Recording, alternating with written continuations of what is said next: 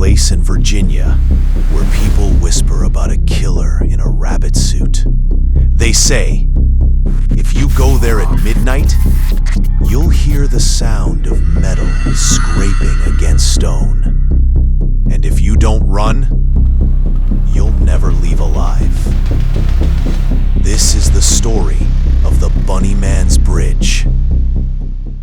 It was late October, the week before Halloween, when four friends decided to test the legend. Eric, the leader, Maya, the skeptic, Jordan, the joker, and Rachel, the quiet one. "Come on, it's just a bridge," Eric said, smirking. "We go at midnight, stay 10 minutes, then leave. Simple." Maya folded her arms. "Yeah, simple. Until the guy in the bunny suit chops us up with an axe?" Jordan laughed nervously. "Please, some crazy dude from 1904 escaped an asylum? Sure, but you think he's still hopping around? In a bunny suit? Yeah, right." Rachel spoke softly. "My grandma told me she knew someone who disappeared near that bridge in the 70s.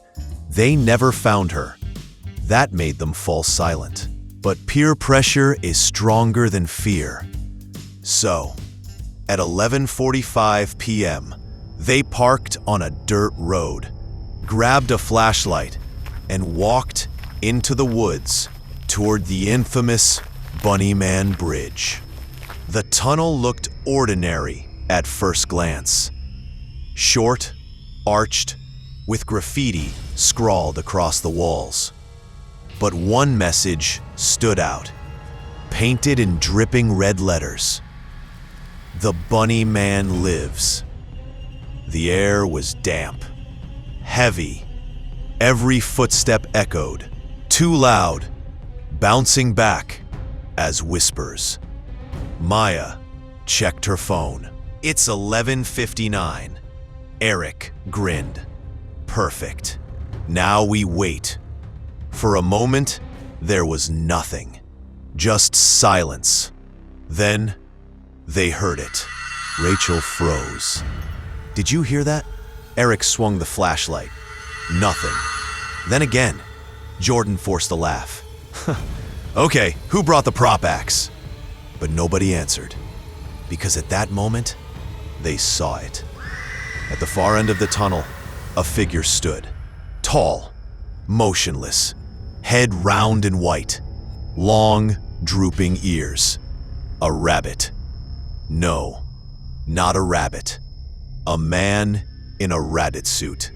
The mask was filthy, fur yellowed and torn, the eyes just black holes, and in his hands, an axe gleamed. Rachel whispered, "We need to go, now." Eric shouted, voice trembling, "Hey, who the hell are you?" The figure didn't answer.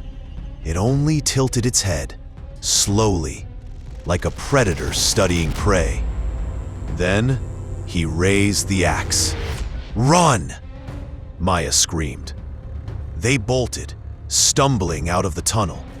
Gravel crunched under their feet. Eric's flashlight swung wildly, slicing through trees. Behind them, thunk, thunk, thunk. Heavy boots pounded the ground. Jordan dared a glance back. The Bunnyman was running now, axe sparking against stone as he dragged it. "This isn't real," Jordan cried. "This can't be real." But it was. They reached the car, piled in. Eric's hands shook so badly, he dropped the keys twice. "Come on!" Maya screamed. The engine roared. The car shot forward just as the axe came down, slamming into the trunk. In the rearview mirror, Rachel saw him standing in the road, watching them go. Head tilted, like he knew. Like he knew where they lived. For 2 days, none of them spoke. But the silence broke on the third night. Rachel woke to a sound at her window. She pulled back the curtain. A dead rabbit lay on her sill, its body split open. and carved into the wood beneath it was a single word: run. The next morning, she found the others had stories too. Maya's dog was gutted in her yard. Jordan woke to find bloody, child-sized handprints smeared on his wall. And Eric hadn't slept in nights. "I keep hearing him," Eric muttered, eyes bloodshot. "The scraping, at the windows, at the doors. He's not gone. He followed us." By Friday, fear turned to desperation. They argued, voices breaking. "This is your fault," Rachel snapped. "It's not my fault some psycho's stalking us," Eric shouted back. "We can't just wait to die," Maya screamed. Jordan slammed the table. "What do we do? Call the cops? Tell them a giant bunny's after us?" Finally, Rachel whispered, "My grandma said once he marks you, the only way to survive is to face him at the bridge." That night they went back.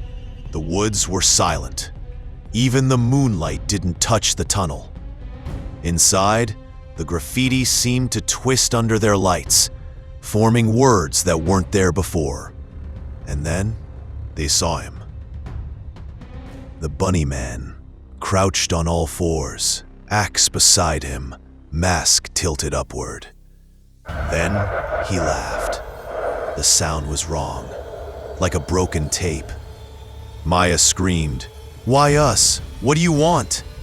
Slowly, he rose, taller, towering, and the mask began to shift.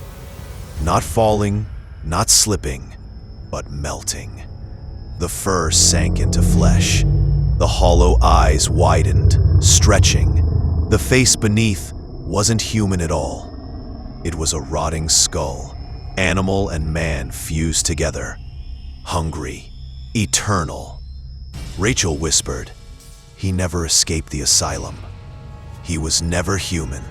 He's always been here." And then the lights flickered. The axe swung. Screams filled the tunnel.